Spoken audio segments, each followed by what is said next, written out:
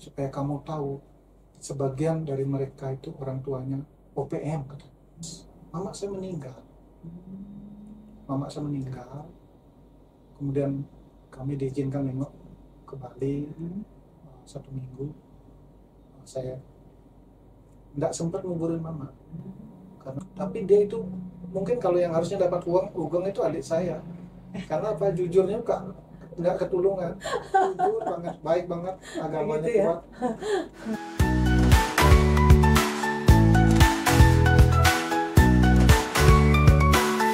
Selamat datang di Warkop Humas Presisi, ngobrol seru dan penuh inspirasi. Selamat siang, Assalamualaikum warahmatullahi wabarakatuh. Shalom, salam presisi. Jumpa lagi bersama saya Kompol Nurjana di Warkop Humas Presisi, podcast Polda Papua. Saat ini saya mengundang seorang anggota Polri Polda Papua yang luar biasa. Itu Made Ambo Arjana, SHMH. Luar biasa. Asal kita semua harus tahu bahwa beliau adalah salah satu peraih Hugeng Award 2024 dengan kategori polisi berdedikasi. Betul ya, Bli? Oke, luar biasa. Bli, selamat datang di podcast kita. Selamat berjumpa kembali dengan kita di sini. Boleh kita minta Bli memperkenalkan diri singkat aja? Silahkan, Bli Made. Baik, salam presisi, sahabat Polri. Saya itu Imade Ambo Arjana. Untuk sekarang saya menjabat di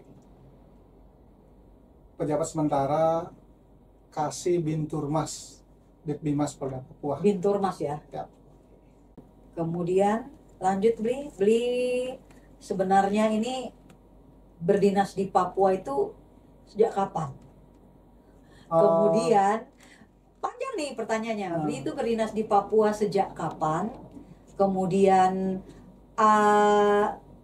dari awal Bli menjadi seorang polisi, apakah memang Papua menjadi pilihannya atau gimana? Karena melihat sepak terjangnya Bli Ambo ini luar biasa nih. Boleh diceritakan sedikit? Terima kasih sahabat Polri. Saya tahun 92 itu ya mendaftar menjadi anggota Polri itu di Bali. Oh, di Bali. Ya, waktu itu namanya Polda Nusra. Polda Nusra, benar.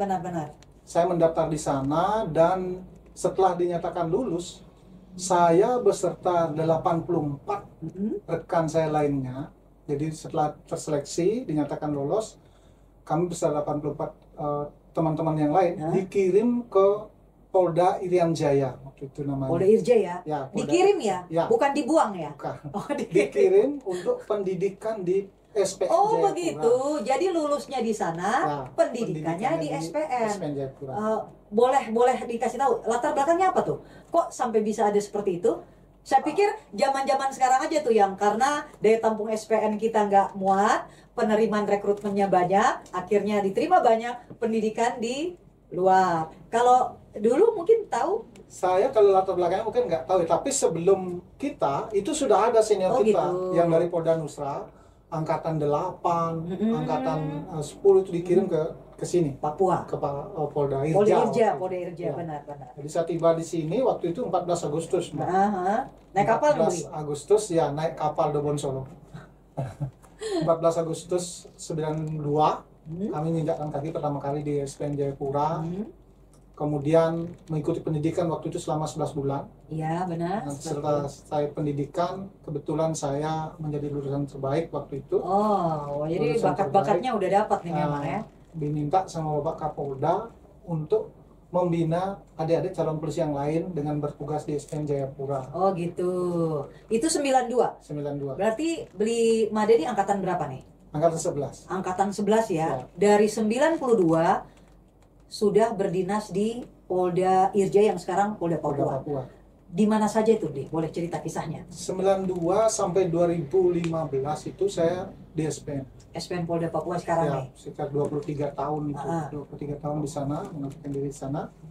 Kemudian ada program dengan Bapak Kapolda waktu Pak Aljen Paulus Waterpau. Oke. program polisi mengajar yang kita sebut Oh ya, dengan polisi Piajar. ya, Ah. polisi Piajar itu akhirnya beliau perintahkan kami untuk sudah cukup katanya di SDM. Ah. Akhirnya dimutasikan ke Biro SDM Polda Ah. Papua sebagai Bintara Renmin waktu itu. Mhm. Dan 6 tahun di Biro SDM kami lulus PAG, Pendidikan Perwira.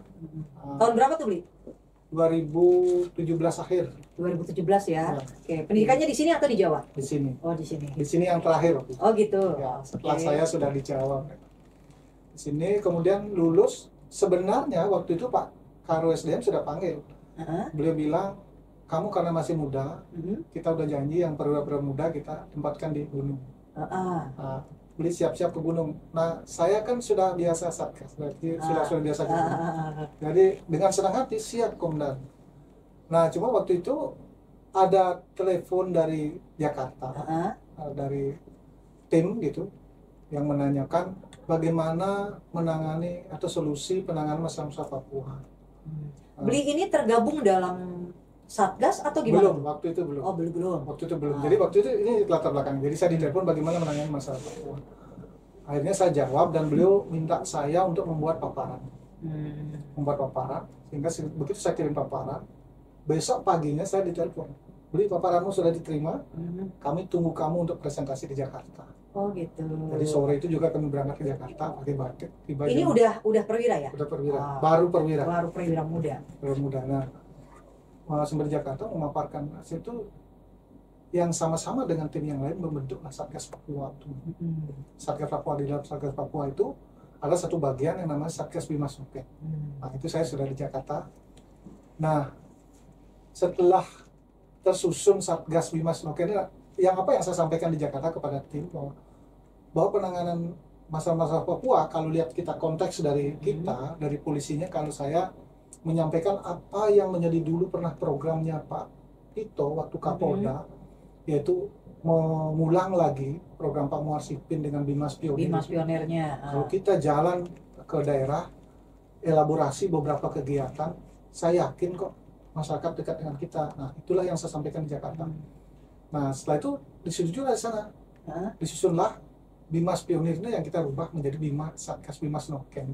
Dan latar belakangnya Bimas Ya, Pionir, Bimas pemikirannya Pak Muar Sipin dulu ya. Ya. Oke, Nah, berawal dari situ. seperti Itu Satgas Bimas Noken itu masuk dalam ini kan, Damai Kartan sekarang? Dulu enggak? Dari dulu namanya Satgas Papua ya. Namanya Satgas Papua. Satgas Papua itu ada Satgas Tindak, Intel, termasuk Satgas Bimas. Nah, setelah berjalan sekitar 3 bulan, Satgas Papua ini berganti nama menjadi Operasi Nemangkawi. Ya, Newangkawi dulu, Nah. benar. Berubah menjadi Operasi Nemangkawi. Salah satu satgasnya juga tetap Bimas Noken. Tetap ada di situ ya. Bimas Noken. Nah, setelah berjalan Satgas Bimas Noken itu sampai 2021, kemudian operasi yang tadinya sifatnya pusat, kembali ke daerah yang namanya Satgas Damai Kartan. Oh, yang sampai sekarang ini ada. Beli masih tergabung nggak di dalamnya? Sudah enggak? Oh, sudah nggak. Sejak tahun berapa tuh? Saya resign kayak 2021 deh. 2021. Ya. Alasan resignnya? Capek atau? Enggak, memang sudah ada pergantian Oh, begitu. dari pusat kan sudah ada pergantian. Memang ada penawaran, beli berkenan bergabung. Waduh, waktu itu saya Kapolsek. Ya, benar. Jadi Pak Pre, jadi Ini jabatan beli tadi kan dari SDM, kemudian langsung ke Kapolsek Depapre. Kapolsek Depapre ini yang Nah. membuat akhirnya sibuk, Ya. akhirnya tidak bisa Ya, bergabung. saya bilang nih kalau tetap kita menjalankan program-program Satgas, tapi secara tercatat nggak usah lah saya masuk ke dalam Satgas itu. Tetapi saya di daerah saya menjalankan kegiatan-kegiatan pembinaan yang persis dengan yang Satgas lakukan. Seperti itu. Serupa tapi tak sama ya. Ya. Dan kita bertindaknya istilahnya dengan naluri kita. Ya. Karena saat itu beli sebagai Kapolsek. Tapi Benar. luar biasa berhasil tuh. Program Gabus, apakah itu masuk dalam beli punya program itu atau gimana? Boleh Ya. lanjutkan. Nah, program Gabus ini mungkin ide dari Bapak Kapolres, Pak Fred Maklarimbun, teman-teman Binmas itu munculnya waktu saya jadi Kasat Binmas. Oh gitu. Ya. Tadinya saya di Polsek Depapre itu juga mulai latar belakangnya hal seperti itu. Jadi mungkin Mbak Nyana tahu Polsek Depapre di tahun 2004 ini menjabat nominasi 3 besar sebagai Polsek peraih Kompolnas Award.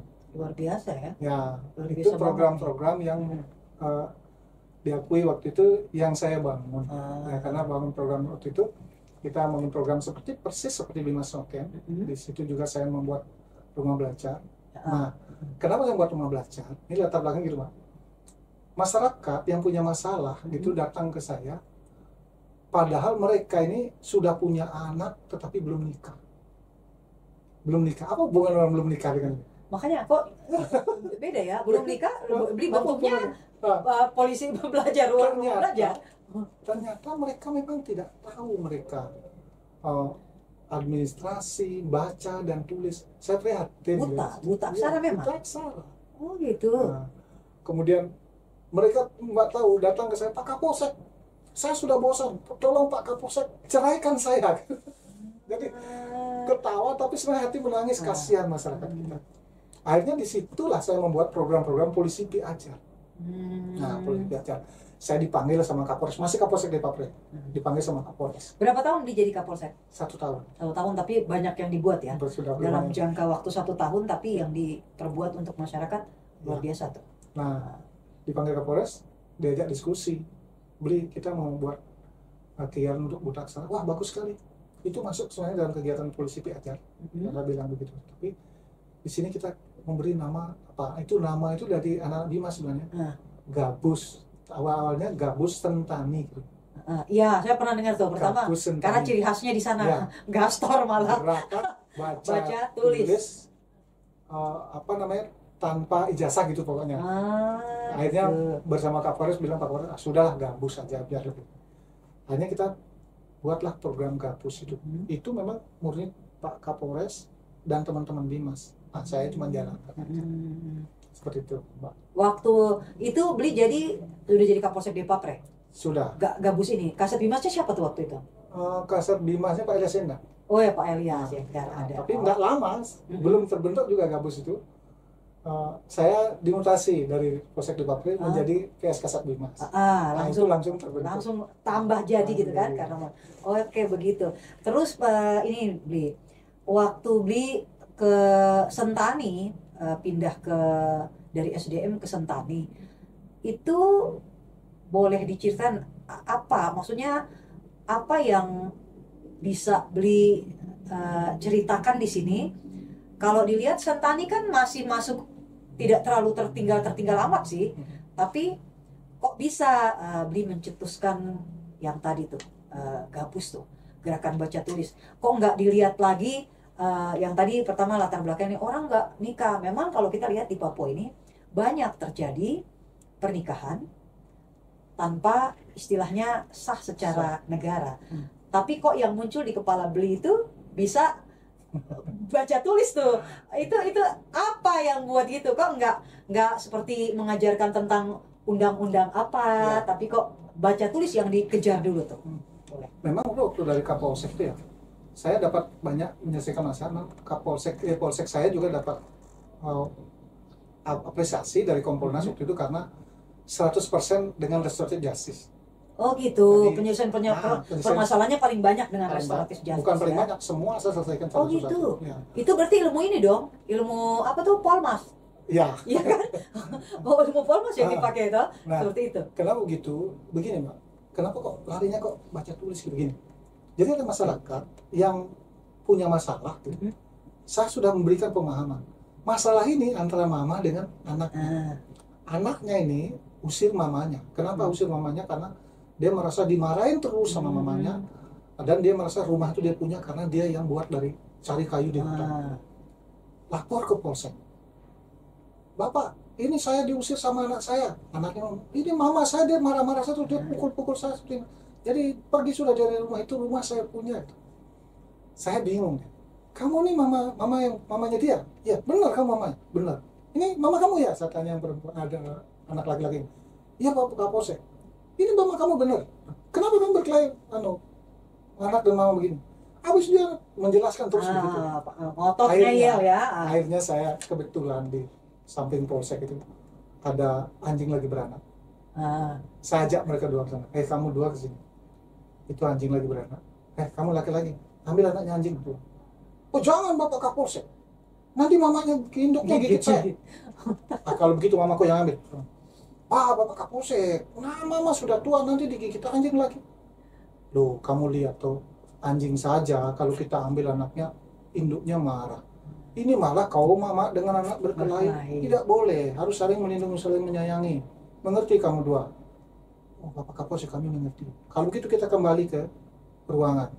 Saya ajak kembali ke ruangan. Terus bagaimana? Kalian dua sudah paham? Iya Bapak Kapolsek, anaknya angkat tangan lagi. Jadi bagaimana Bapak Kapolsek? Kapan mama saya bisa pergi dari rumah? Nah, di sini saya berpikir, oh ini memang latar belakangnya mereka tidak berpendidikan. Jadi sehebat apa kita memberi pemahaman, harus sabar sekali memberi pemahaman. Makanya saya pikir, saya tidak mau lagi masalah lagi ke depan dan ke depan lagi terulang. Makanya saya bukalah rumah belajar di situ. Itu waktu beli buka pertama banyak, peminatnya banyak? Enggak, kalau kita enggak ajak mana lah mereka gitu. berminat. Kita cari. Oh gitu. Apa? Pakai sistem door to door. Ngajak. Iya, ngajak. Terus anak-anak. Di situ anak-anak sekolah juga masih banyak yang belum bisa baca tulis. Padahal sekolah. Sudah sekolah. Karena memang guru juga terbatas. Nah, itulah makanya kami peduli, kami buat rumah belajar. Di lingkungan polsek juga kami kami sulap menjadi tempat bermain untuk anak. Kenapa? Supaya dia membiasakan diri dulu ke kantor polisi. Biar ini nggak adalah takut ya. wujud nyata kedekatan polisi dengan masyarakat. Setelah anaknya yang datang, mamanya, bapaknya juga ikut datang. Mulai. Dia akan duduk di kalau saya di situ ada OB juga. Di OB juga saya bikin rak buku. Nah, saya bilang, kamu daripada bengong, kok baca-baca buku di situ, ceritanya bagus-bagus. Seperti itu saya buat. Cara rangsangnya dia ya. Nah, disitulah kenapa saya pikir bahwa ketertinggalan pendidikan itu akan sangat menghambat kita dalam upaya untuk pendekatan, kemudian untuk hakam timas untuk menghambat. Semua Karena segi penjelasan sosialisasi yang kita berikan akan sulit untuk diterima. Karena mereka memang buta sama sekali. Benar. Tidak pernah dapat berita baik secara visual maupun non visual kan? Ya, seperti itu. Jadi itu latar belakangnya. Ya. Oke, terkait dengan polisi Piajar itu pernah, ini kita sedengar-dengar selentingan saat program polisi Piajar itu mantap tuh jalan dengan beberapa personil Polwan kan banyak. Itu ada selentingan-selentingan begini, ini polisi ini kerjanya apa, ya kan? Dengar kan? Terusnya, sudah kalau kamu kerja begitu berarti sudah langsung ambil alih sudah. Itu omongan-omongan dari orang-orang yang berprofesi memang di situ, dinas pendidikan gitu kan. Nah, terus waktu itu sempat muncul. Terus kalau mereka sudah belajar, udah bisa, apakah mereka dapat ijazah nih? Saya baru terjawab nih yang tadi Beli bilang. Berarti tugas kita polisi pada saat itu cuma sebatas membuat mereka tidak buta aksara, tapi kita tidak mengeluarkan ijazah kan? Kalau di Gabusnya ya. Kalau di Gabus itu, nah mungkin terkait dengan masyarakat bicara atau mungkin ada pegawai atau siapapun yang bicara mempertanyakan tentang kapasitas polisi, mungkin nggak apa-apa karena nggak paham. Kita berikan pemahaman bahwa tugas polisi itu melingkup semua kehidupan masyarakat. Di Polek, Sospok, Angkap, semua termasuk di bidang pendidikan itu. Pendekatan yang kita gunakan melalui semua bidang itu. Jadi tidak perlu merasa kebakaran jenggot, tidak perlu. Kenapa? Karena kewajiban untuk mencerdaskan masyarakat, mencerdaskan bangsa, kewajiban semua orang ya. Leading sektornya dinas pendidikan. Makanya kami di Jayapura, kami bekerja sama dengan dinas pendidikan. Bukan kami jalan sendiri. Bahkan dinas pendidikan kasih bantuan kok. Nah, jadi kami jalan, artinya kami sinergi. Kalau misalnya anak-anak atau orang-orang yang buta aksara, mereka sudah bisa membaca, kita ujikan, Mbak. Ada ujiannya. Ada ujiannya. Dia tidak sama juga dengan paket nih ya? Tidak, beda. Belum, itu pra lah kalau gitu. Okay. Jadi mereka akan ujian, nanti mendapatkan sukma namanya. Apaan tuh? Surat keterangan melek aksara. Oh, itu gitu. yang mengeluarkan Kementerian Pendidikan, Mbak. Fasilitasnya adalah polisi. Nah, gitu. Jadi bagus tuh. Memperbanyak masyarakat yang harusnya berterima kasih. Nah, instansi terkait. Nggak apa-apa, mungkin kalau belum paham. Saya waktu di gunung, waktu Satgas di gunung, pernah seorang pastor sampaikan ke saya, pastor pendeta ya, beliau bilang, Mama deh, kamu tahu nggak yang kamu ajar-ajar itu? Tahu, siapa? Anak-anak Papua. Tapi kamu tahu itu anak siapa? Ya enggak lah, masa kita harus data satu-satu? Karena bagi saya siapapun boleh ikut. Supaya kamu tahu, sebagian dari mereka itu orang tuanya OPM. Kenapa kamu mau kasih belajar orang OPM? Saya bilang, Bapak, saya tidak peduli apakah dia itu anak OPM, apakah anak KKB, apakah anak NKRI, saya tidak peduli. Yang jelas, yang kita pingin, yang negara pingin, mereka harus cerdas. Nah, dengan modal kecerdasannya itulah, mereka nanti akan menilai mana yang seharus ikut, mana yang baik, mana yang buruk. Di dalam proses itu juga saya nggak bilang polisi ini baik loh, nggak ada hubungan. Saya nggak bilang, kita hanya memberikan pelajaran kepada mereka bagaimana supaya mereka lebih cerdas.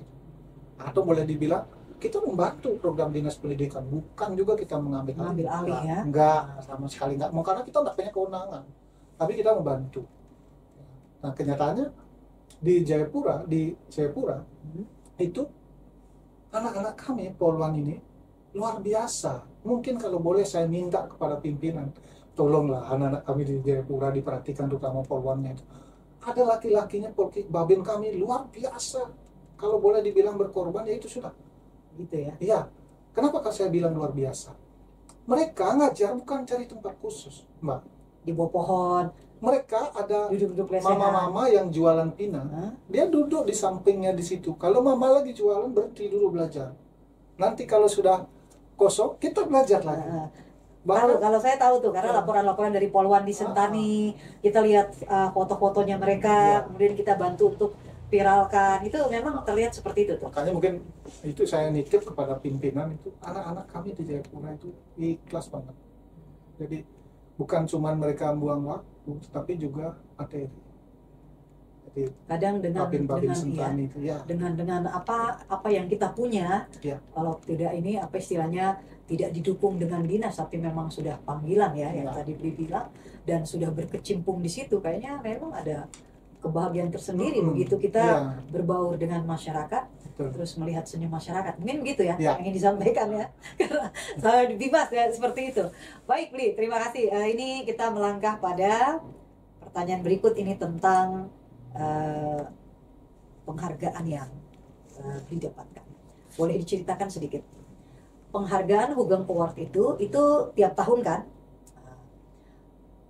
Saat Bli dijadikan sebagai kandidat, itu sebenarnya jauh hari udah kapan, atau Bli juga tiba-tiba mendata? Karena setahu kami nih ya, Hugeng Award itu kan penilaiannya langsung dari masyarakat ya, iya kan? Nah, boleh diceritakan tuh gimana? Karena saya pernah menghadirkan juga seorang yang menjadi kandidat, namun mungkin memang saingan itu banyak.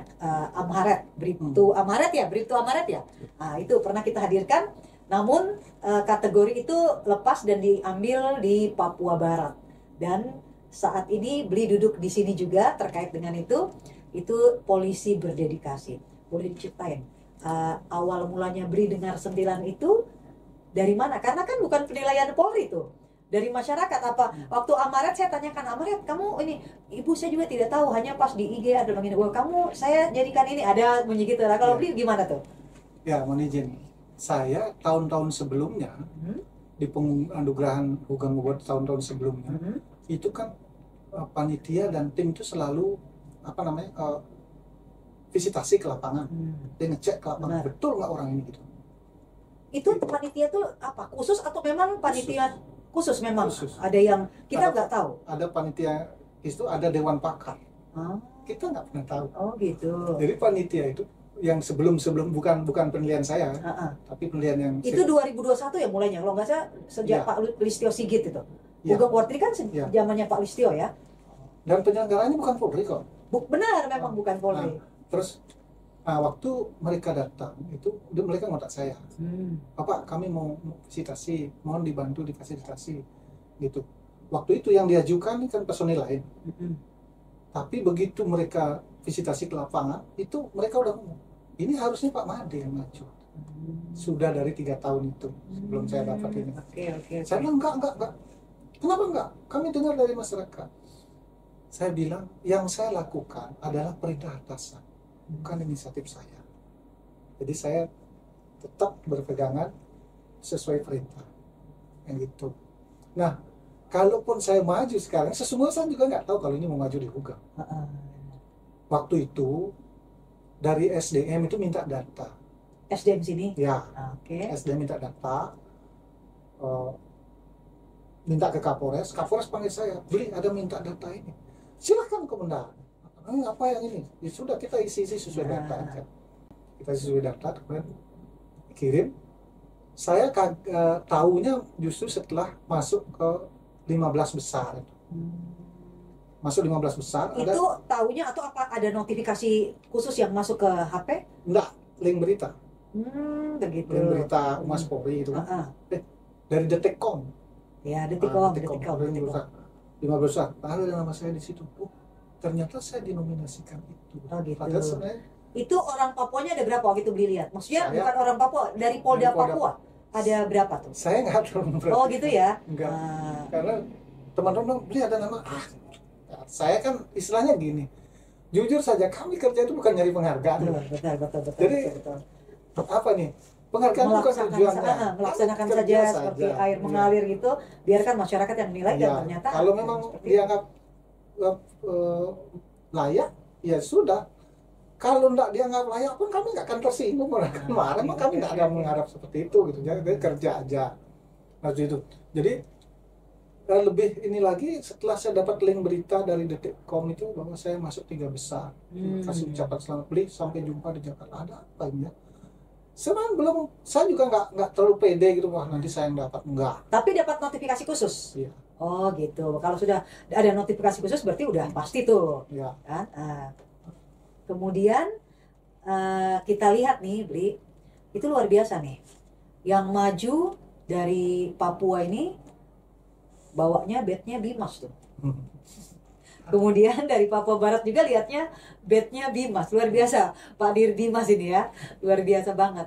Jadi bisa kita asumsikan bahwa menjadi Polri di Papua itu sebenarnya betul yang orang bilang tuh, tidak usah terlalu aneh, punya hati nurani saja, benar ya?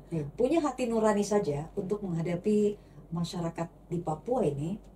Tidak perlu yang orang kalau bicara, kita tidak perlu senjata, kita tidak perlu ini untuk menangani di Papua. Kita cukup memiliki hati nurani, kita berbau dengan masyarakat, pasti itu penilaian. Dan itu saya buktikan nih dengan hadirnya Bli di sini, kita undang, dan Hugeng Award yang kemarin yang dari Papua, sama-sama orang Binmas, yang salah satunya polisi tapal batas, dan Bli sendiri yang polisi dedikasi, gitu kan? Oke, baik. Bli mungkin ada yang mau disampaikan lagi? Iya, terkait Hugeng Award itu kemarin yang dinominasikan karena saya mengangkat budaya lokal itu, Pak. Mungkin ceritanya pada saat saya tugas Kapolsek di Depapre, itu saya sering lewat menjelang sampai di Polsek itu. Saya lihat di kali itu mama-mama memerah sagu. Sagu. Ya, itu salah satu Bli punya ini juga kan? Yang usaha untuk waktu itu saya bilang anggota yang sama-sama saya, kita berdiri, kita bantu mama-mama gitu. Sebenarnya ini nokok sagu tuh, nokok sagu. Enggak, memerasnya. Karena sekarang sudah. Disitulah saya komunikasi, Mama. Ini nokoknya di mana? Saya tanya. Sekarang sudah tidak ada lagi orang nokok sagu. Gitu. Sekarang semua sudah pakai mesin, anak. Makanya kau lihat nih halus. Saya bantulah Mama. Habis itu besoknya saya lihat lagi. Waduh, lewat saya bilang anggota, besok kalau lewat kita bawa beras ya gitu. Kita kasih oleh-oleh ke Mama. Nah, saya bawakan beras. Mama ini dari Kapolsek. Nah, dari situ saya kok berpikir ini salah satu budaya di Papua. Kalau budaya-budaya ini tidak diperkenalkan ulang kepada mereka akan kehilangan. Ya buktinya itu dikenalkan dengan mesin tadi, akhirnya budaya nongkrong sagu itu hilang tuh. Makanya begitu kami dapat kegiatan program Polri Belajar dari SDM, kami sampaikan bagaimana kalau programnya adalah menokok sagu. Karena apa? Program-program yang langsung bersentuhan dengan habit masyarakat, kepentingan dan kebutuhan masyarakat itu loh yang mudah diterima oleh masyarakat. Itu ini adalah entry point kita, ini adalah pintu masuk kita untuk mendekat ke masyarakat. Berbaur dengan masyarakat. Nah dari situlah kita terus mulai Mbak. Saya ada bintara-bintara remaja gitu. Kita yang ada di Polres Jayapura, kita perkenalkan itu. Jadi menokok sagu. Itu nggak peduli mau orang Papua asli atau pendatang, nggak peduli semua ya, polisi ya. Bukan cuma menokok sagu yang saya ajarkan sebenarnya. Saya ajarkan mereka membuat pakan ternak, pakan ternak dengan cara fermentasi kah? Dari sagu juga? Bisa dari sagu, dengan cara silase kah? Artinya ini sangat dibutuhkan masyarakat itu. Nggak usah terlalu yang muluk-muluk lah, yang ada aja, yang ada di tengah-tengah masyarakat. Waktu saya membuat pakan ternak babi, itu waktu di Depapre, saya buat pakan ternak pakai batang pisang. Itu mama-mama bilang, Pak Kapolsek ini babi mau makan. Saya ketawa, mama nanti lihat. Jadi saya bikin pakan ternak pakai batang pisang yang selama ini dibuang. Cuek, padahal banyak banget. Termasuk ampas sagu, itu kan sebenarnya untuk pakan bagus. Saya kasih perkenalan. Begitu saya ajar membuat gitu, saya juga belikan bantuan babi di sana di Depapre. Jadi biar supaya tidak buat pakannya babinya nggak ada. Artinya satu paket lah ya. Kita memberikan pengajaran mereka, ada ininya, ada yang gitu kan. Iya gitu. Jadi begitu juga. Tapi babi anak ya. Anak kan. Ya. Begitu juga dengan bintara remaja. Saya kasih cara membuat pakan. Saya kasih mereka bekal tentang keterampilan yang mereka gunakan di masyarakat. Untuk apa?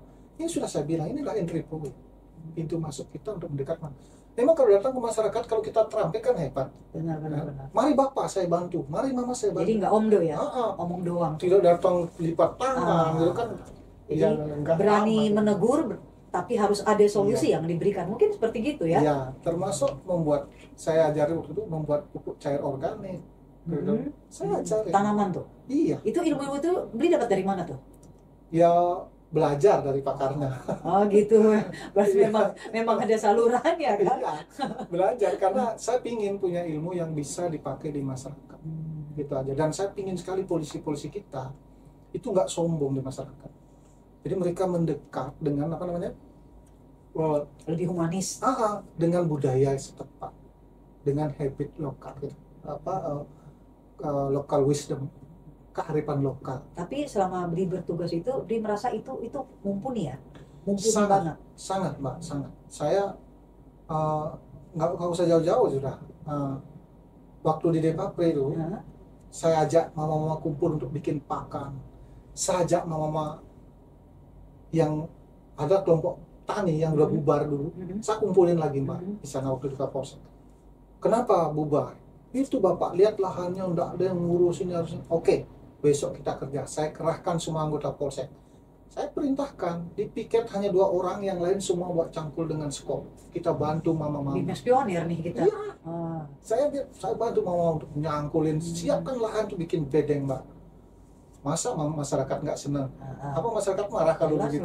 Nah itu, makanya begitu saya mau mutasi, masyarakat bilang tidak bisa, kita mau demo kan. Berarti itu mendapat hati dari masyarakat ya. Gitu. Tapi akhirnya karena tugas memang harus bergeser ya. Pindah. Maka saya bilang jangan demo. Ini kan kalian sayang nggak sama Kapolsek? Beli, seberapa besar cinta Beli ini sebagai kalau dibilang bukan orang asli Papua, ya kan? Pendidik dari Bali ditugaskan pendidikan harus di Papua sini, nggak masalah itu waktu itu saat itu? Nggak kaget dengar ini Papua apa? Nggak takut nggak? Oke, memang orang Bali termasuk orang-orang yang ulet sih ya. Fisiknya juga bagus, seperti teman-teman atlet kan banyak tuh dari fisik orang Bali mirip lah dengan Papua, bagus dan kuat. Oke, seberapa besar kecintaan Beli sama Papua ini sampai tergerak hatinya untuk membuat sebegitu banyak program yang mengantarkan Beli sampai bisa berada di Jakarta kemarin Hugeng. Boleh digambarkan aja. Mungkin cinta itu nggak bisa dikatakan ya Pak ya. Cinta itu ya kalau tapi dilihat dari perbuatan ya, tindakannya. Judika bilang kalau memang cinta ya lakukanlah gitu. Ya, saya hanya bisa melakukan apa yang saya bisa. Jadi mengoptimalkan apa yang kita punya untuk bisa bermanfaat untuk masyarakat. Itu aja Tapi itu sebenarnya. wujud suatu bentuk kecintaan kan? Iya, benar. Yang kita tuangkan. Karena kalau orang nggak cinta, nggak mungkin dia berbuat. Dia akan Benar. pikir, lah sebentar lagi kan saya akan pindah, saya kan ini, saya kan bukan di sini kan gitu kan. Nah, tapi ternyata tidak mungkin untuk seorang Brimada. Banyak yang dibuat di Papua. Pertanyaannya, adakah keinginan pindah dari Papua? Atau ingin sampai pensiun di sini? Sedikit saja. Saya dulu memang niatkan untuk pensiun di sini ya. Makanya saya bangun rumah permanen ya. Jadi nggak lagi tinggal di asrama. Karena memang niatan pindah gitu. Tapi memang kita ini manusia. Kita bisa berencana, Tuhan yang menentukan. Gitu. Nah, kenapa saya bilang begitu? Tahun 2017, sebenarnya ada cerita yang mungkin yang merubah rencana saya. 2017, mama saya sudah telepon, bapak juga telepon. Dia bilang, kamu nggak pulang kan? Saya bilang, pulang dong mak, nanti saya cuti. Tidak, kamu harus pulang kumpulin anak-anak di rumah, adik-adikmu di rumah. Adik saya juga polisi di NTT. Nah, bapak saya juga telepon begitu. Bapak saya kan paling nggak suka ngomong. Sekali nelpon, ya pak, gimana pak, sehat? Sehat. Kamu kapan pulang? Gitu aja pertanyaannya. Iya pak, nanti saya pulang. Saya bilang gitu. Waktu itu saya ingin membuat surprise untuk orang tua saya.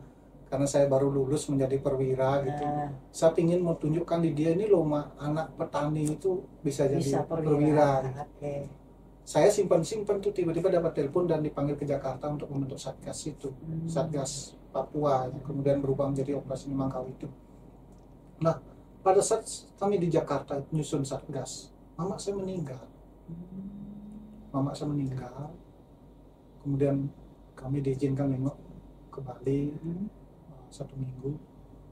Saya tidak sempat nguburin mama.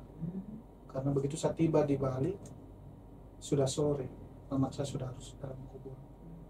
Ya sedih banget ya, ibu yang sudah membuat kita hebat, kemudian ya ternyata kita nggak bisa memberi pelayanan yang terakhir. Teringatlah kan pesan beliau supaya saya pulang dan kumpulkan adik-adik. Nah, di sana juga bapak saya yang waktu itu sudah lumpuh itu memanggil, Dek, sini tidur di saya. Selama saya jadi anak laki-laki tidak pernah sedekat itu dengan bapak. Saya dekat dengan mama saja. Tapi hari itu bapak minta saya tidur dan peluk dia. Saya tidur dan peluk dia. Hingga pada akhirnya 2 hari saya di rumah, dia usir, saya suruh kembali bertugas karena bapak saya orangnya disiplin banget. Kamu pergi, polisi nggak boleh libur lebih dari 3 hari, dia bilang gitu. Wah, saya dikasih libur 1 minggu. Enggak, kamu nggak boleh bohong. Memang mamamu udah. Dia bilang, waktu saya dipeluk pertama, dia bilang, kamu peluk bapak. Karena kayaknya bapak akan cepat-cepat ikut mamamu. Saya bilang, Pak, jangan begitu Pak, kami cuma punya bapak. Gitu. Terus mau berangkat, baru keluar pintu, bapak panggil lagi.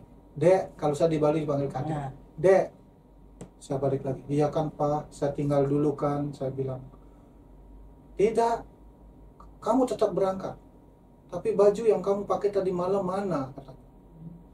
Baju apa maksud bapak? Baju yang kamu pakai tidur dengan bapak tadi malam. Oh sudah di tas Cuci. Pakaian kotor bapak. Dibawa. Mana saya mau lihat? Katanya. Pakaian kotor, saya buka lagi pakaian yang baru. Buka, saya kasih ini ke Pak. Iya, Pak kemari katanya. Saya bawain situ. Nih Pak, kasih pakai di saya. Saya pakai kan.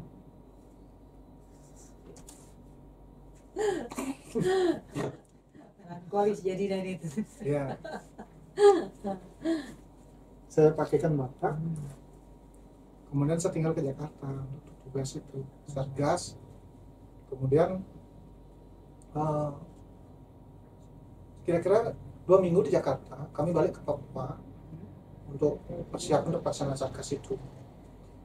Setelah Satgas berjalan, mau mulai Lapraop, Mbak. Kami sudah siapkan di Hotel Matoa untuk kegiatan Lapraop. Malamnya kami dapat telepon dari adik, Dek, bapak meninggal. Ya ampun. Ya, firasat berarti ya. Iya. Firasatnya kuat banget ya. Akhirnya saya Balik lagi nggak? minta izin di Kasatgas Komandan, bisa nggak Komandan lakukan laut tanpa saya? Ada apa beli? Mohon izin kepada bapak kami meninggal. Aduh, kamu pergi beli, pergi sama bapakmu katanya. Karena di sini gampang. Kalaupun kami nanti kami akan telepon kamu di sana. Terus kami pulang, syukur masih bisa Dapat lihat jenazah ya. mandiin dan nguburin bapak. Tapi pesannya ibu dan bapak itu terus menjadi utang yang istilahnya jujur aja membuat mental saya agak Iya, down. ya pastilah pesan orang tua. Saya minta supaya adik saya bungsu itu ngajukan mutasi dari NTT. Tapi dia itu mungkin kalau yang harusnya dapat uang itu adik saya. Karena apa? Jujurnya nggak ketulungan. Jujur banget, baik banget, agamanya Gitu ya? kuat. Dia bilang, beli, saya sudah ngajukan ini mutasi, tapi saya tarik lagi gitu. Kenapa? Senior bilang bayar katanya. Saya bilang sudah, Mang, kamu nggak usah ngajukan. Loh, bagaimana beli? Ini beli sudah masuk 3 besar nominasi. Seandainya nanti Tuhan berkehendak, kalau ini memang kehendak leluhur kita, mama dan bapakmu, belilah yang akan dipilih. Kalau ini memang kehendaknya. Dan di depan Kapolri akan beli sampaikan kamu beli minta mutasi untuk kembali. Kalau diizinkan kita bersama, tapi kalau tidak cukup kamu aja. Kamu adik bungsu, udah bisa lah dari Bali, saya bilang gitu. Dan betul. Ternyata sesuai dengan apa yang di bayangan beli. Ini yang kita bilang. Ditanya emang, Kapolri nanya. Kapolri nanya. Apa yang diinginkan gitu? Made minta dia apa? Siap Jenderal, kami mohon maaf, izinkan kami bayar utang kami kepada utang janji kepada ibu kami. Ya kalau sudah orang tua yang memanggil, sudah nggak ada ini lagi nih. Itu perintah tertinggi ya. Walaupun sudah tidak ada, tapi memang yang tadi Beli bilang menjadi hutang kalau bisa kita tunaikan, apa salahnya gitu kan? Ya. Itu yang mungkin Beli akhirnya mengambil keputusan seperti itu. Ya. Baik, lanjut nih Beli. Kita udah berapa menit nih? Masih lama? Masih ada lagi nih pertanyaan ini tentang Beli, tapi anaknya udah ini ya, udah ini semua kan, tinggal satu ya? Iya, masih ada. Bertugasnya masih di Papua? Ya, dia di anggota Polres Merauke. Masih di Papua? Nggak ada pulang, nggak ada keinginan begitu? Saya sebelum berangkat itu sudah tanya, seandainya Bapak mau minta dikasih izin mutasi, akan Bapak pindahkan semua keluarga Bapak. Tapi anak saya langsung nyeplos, yang pindah Bapak saja dengan Mama. Oh, jangan-jangan nanti anaknya mewarisi kayak Beli lagi ya. Mencintai Papua dengan setulus hati. Memang dia bilang saya lahir di Jayapura, saya orang Papua. Nah gitu, iya, katanya. itu kalau sudah terbentuk seperti itu luar biasa tuh. Itu memang ya sama-sama dengan kayak kami yang lahir di Papua, memang semacam ada perasaan gitu, ini tanah kelahiran saya orang Papua. Jangan menganggap saya orang luar, karena ari-ari juga ditanam di sini kan gitu, seperti itu. Kemudian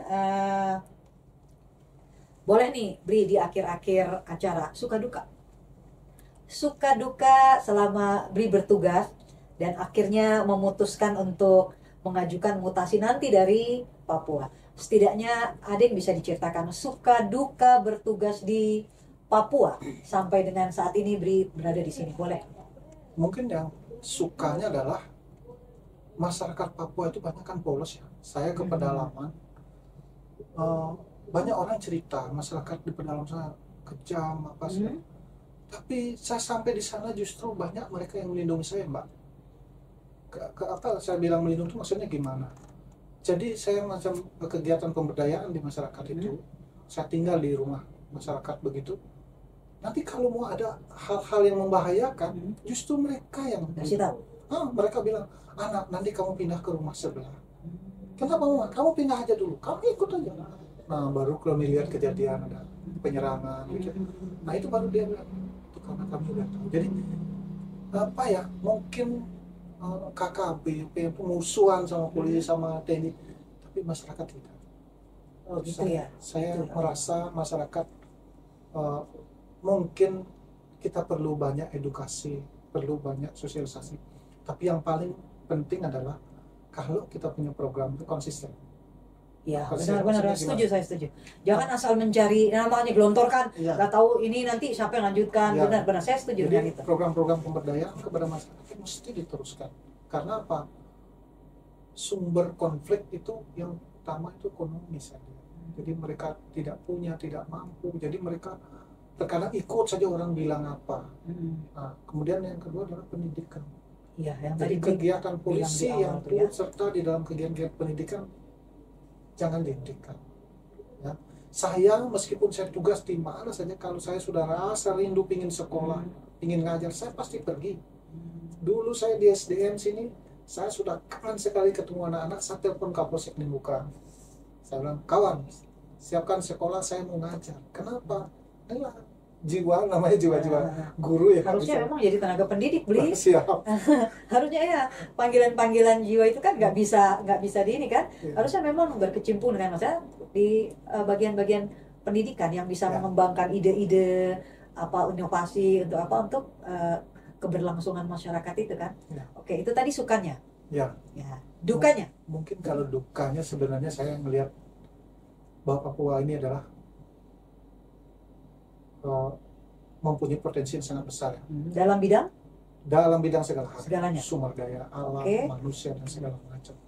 Jangan bilang bahwa orang Papua itu, terutama rekan-rekan saya yang dari Papua, jangan pernah berpikir bahwa kita tertinggal, bodoh dan segala macam, sehingga kita akan berkecil hati, kecil diri, merendah diri. Banyak kok orang-orang Papua yang juara olimpiade fisika, olimpiade matematika dan segala macam. Sekarang tinggal dari kita.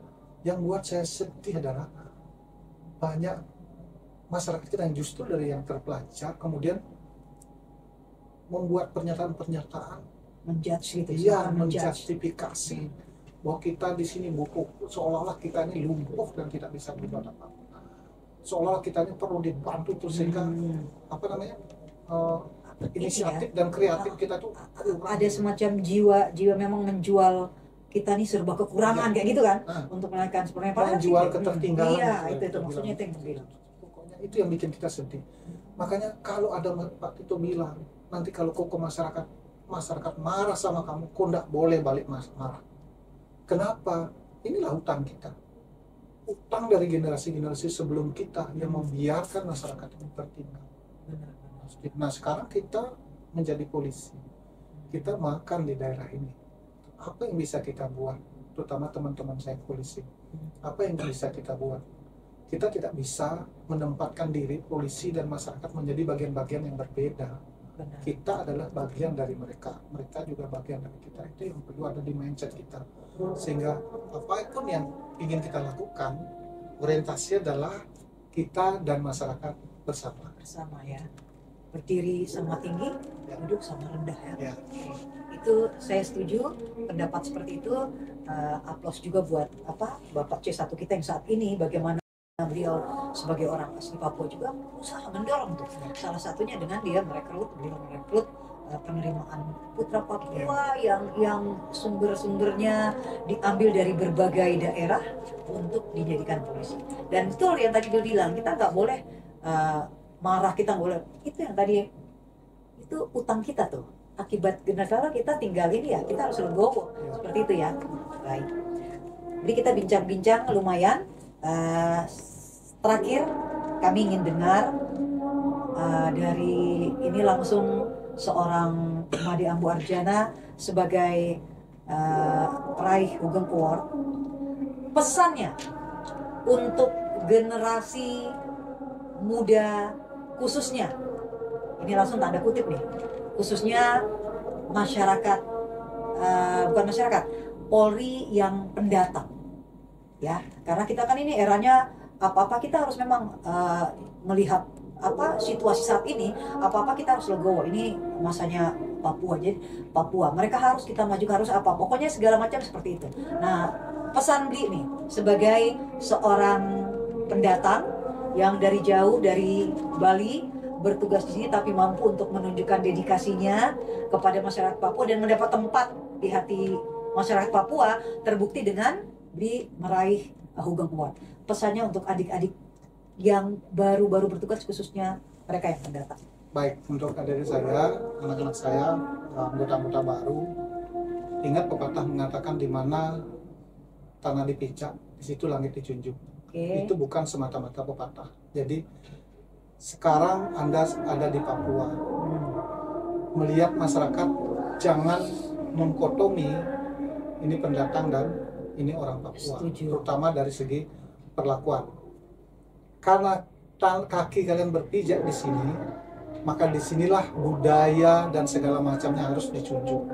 Maka disinilah kebiasaan-kebiasaan kalian harus melihat sebagai sesuatu yang memang bisa menjadi entry point bagi kedekatan polisi dan masyarakat.